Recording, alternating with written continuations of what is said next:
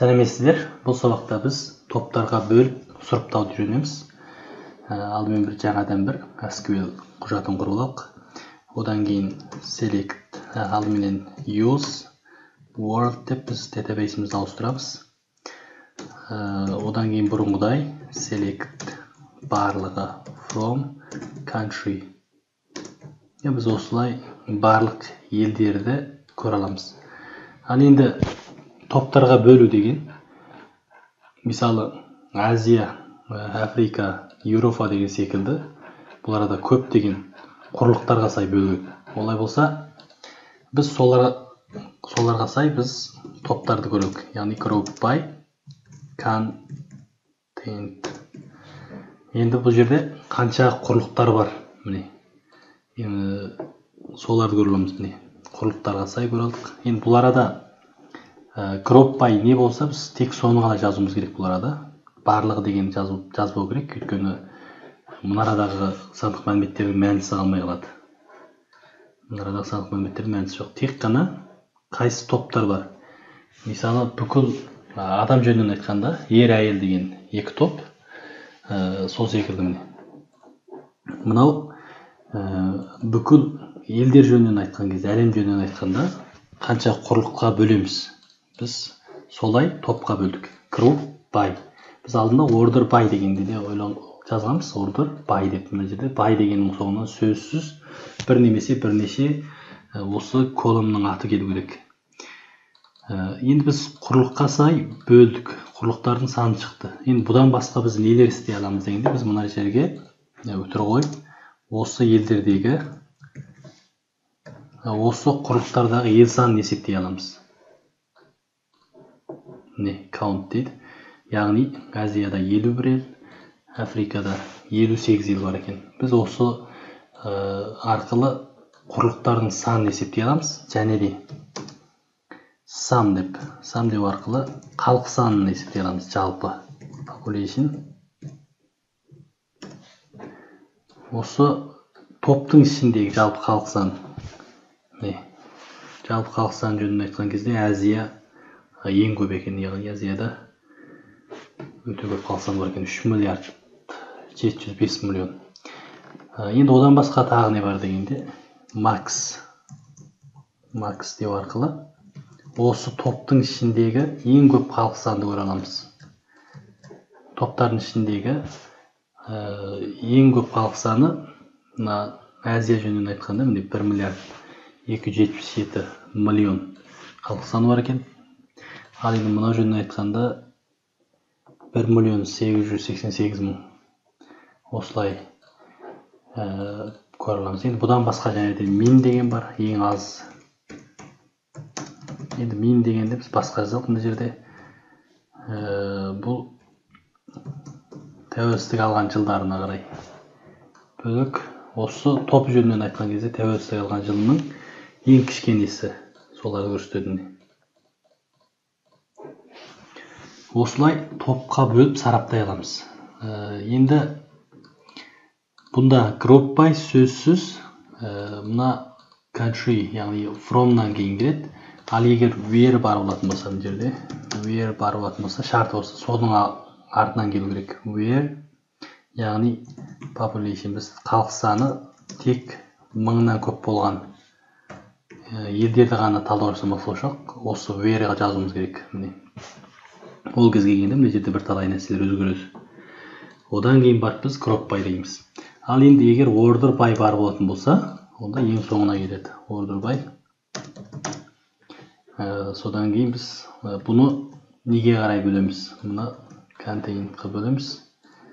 Немесе біз мына жердегі count арқылы TSC, яғни ел саны, мына жерде қарасақ, ел саны көбінен азына қарай сұрыптап көрсетеміз. Ел саны көбінен азына қарай көрінеді. Ал енді немесе мына жерде ISC десек, онда азынан көбіне қарай көрінеді. Ал ол болмаса, мына жерде халық саны көбінен азына қарай десек, халық саны көбінен азына қарай осылай көрінеді. Ал енді біз осы сұрыпталған осы топталған топтың ішінен және де тексеретін болсақ, яғни осы шартты іздеу қосатын болсақ, онда біз мына crop by'дан кейін барып жазуымыз керек. Енді бұл арада where деп жазбайды, оның аты having. Одан кейін біз не дейміз? Бұл арада біз count деген жазалық. Count'ты 20-дан көп болған елдерді ғана көрсетедік. Яғни ел саны 20-дан көп болған, мына жердегі елдің саны 20-дан көп болған кроптарды ғана көрсетедік. Енді бұл арада мына екеуін түсініп алуымыз керек. Бірінші where. Бұл енді жалпы беттік осы іздеу шарты, мынаны табудың шарттары. Ал енді мына жердегі having деген ол осы кроп жөнінен, яғни осы топ жөнінен осындай шартқа сәйкестерді ғана осылай сұрыптап аламыз. Ал енді бұл арадағы order by'да ұқсас топ жөнінен болу керек. Енді біз бұл араға басқалай жазып тастамыз болмайды. Мысалы population деп мына жерге жазсақ,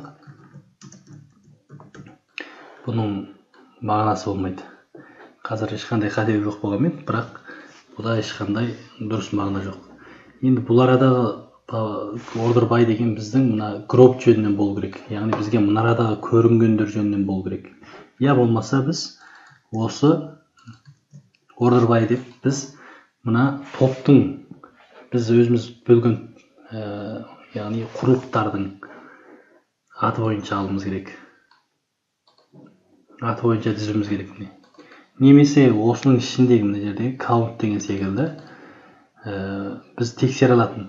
Сөз мынадан кейін бір жазу керек болса, сөз тек қана осы әдістерді ғана жазасыз. Мынау бізге көмекші әдістер. Мына MySQL-дің SQL тіліндегі әдістер, яғни count деген осының санын есептейді, ішіндегі қанша атал бар. Sum деген жалпы қосындысын есептейді.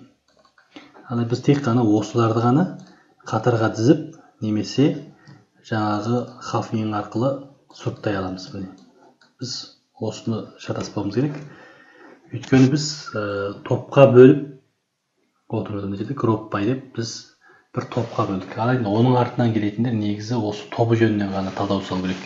Ал енді бұл жазылу тәртібі where келеді алдында, crop by'дың алдында сөзсіз жазу керек болса, where'ін жазу керек. Ал where'ден кейін барып crop by келеді, одан кейін crop by'дың соңынан having келеді.